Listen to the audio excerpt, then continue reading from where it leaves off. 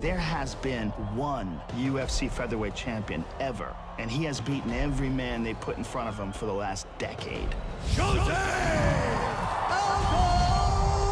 Jr. Oh, beautiful combination. Oh, that was nasty. There it is again. Look at that. Oh, my. All those weapons are just so much more substantial, Mike.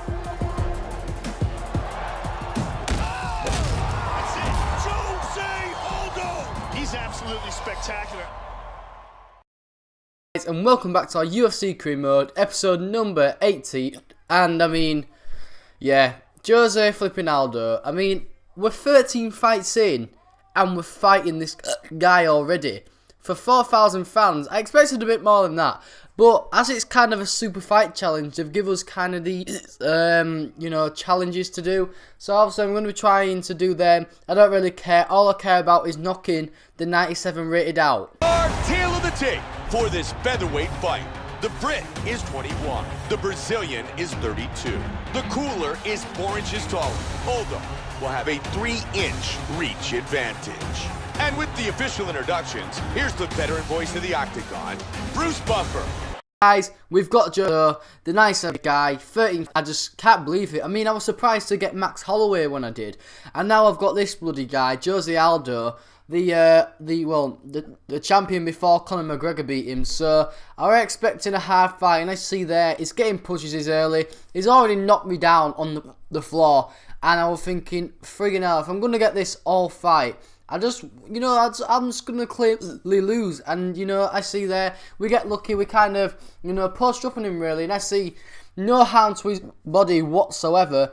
Obviously, he's already bruised and hurt me. So, I was just thinking to myself, why have I got him? I mean, it's a good test, really, to see how these fighters fight. But, it was just, it was unstoppable, really. It was doing my head in.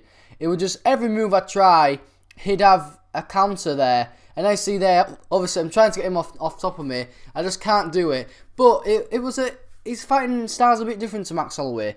Obviously he's quite smaller, but his weight was the same as mine, his reach was longer than mine, but he's quite a bit smaller. He's 32, which I'm quite surprised with. I thought he was around the late 20s, but so he's a few years older than us. But the thing is with Max Holloway was, he stayed away from us, so we couldn't connect with a lot of kicks, we couldn't connect with a lot of punches, and we actually made us take him to the ground, Max Holloway. But with Jose Aldo, he didn't look scared.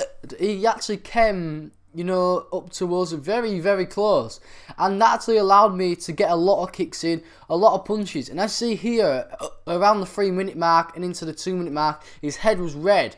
And I thought I was doing quite a good job. But then he friggin' kneed me in my head, didn't he? And then knocked me down again. So I thought, right, when I was on top of him, getting the punches in, hopefully knock him out unconscious. He just came back with a strike. You see there, I'm kind of protecting myself because I don't really protect myself normal. I'm normally okay. But with Jose Aldo, I just had to. And, such a good fighter. And, like I said, I was still trying to get punches there. I see my stamina just going so much lower than his.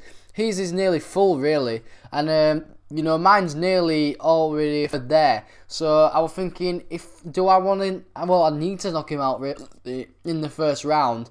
It's a must. And to be fair, if we go into the second or the third round, my energy, my stamina is going to be so low, and I'm just going to lose the fight.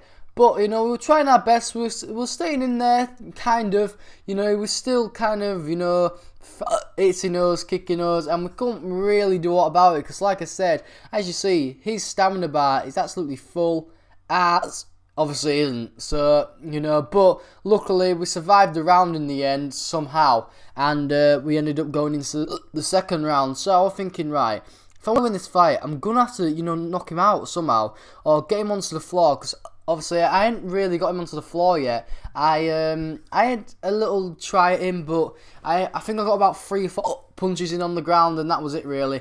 But every time I try and get him on the ground, he'd just counter it, not let me do it. Sometimes if I'd even try and kick him. The good thing was, I wasn't his head red, so that was the main thing, you know. He was actually bleeding, and I got a fantastic kick in there. And again, so I thought, right, I've met him a bit dazed, but then he'd come back with a bloody knee in the chest. I just think, what the hell? This guy's an absolute, you know, banger. But as you see there, the shuttle strikes landed. I actually had 57, which is sick, and he only had 29. So, you know, you could say I was actually winning so far. And I see there, we get on top of him in the 4th minute, and we're just pounding him, and he's not protecting his face. I was thinking, friggin' hell, if we keep doing that, and as you see, he goes off, he goes unconscious, and we knock him out. So, we won Jose Aldo, 97 rated, the Brazilian from the favelas. We win him in the 2nd round. I mean, oh my days, I just couldn't believe it.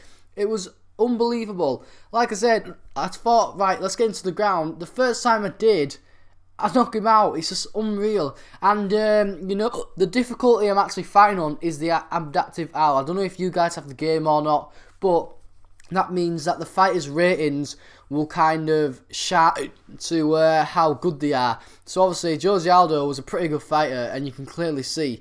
So, you know, I'm just so lucky to have knocked him out. Now, see there, his face is pretty battered. The man doesn't look really battered, really, so I'm just surprised. But, you know, we win him and get a fantastic win. But anyway, guys, hope you enjoyed the episode. If you have, please hit the like button, subscribe if you're new, and guys, I'll be seeing you later. Peace!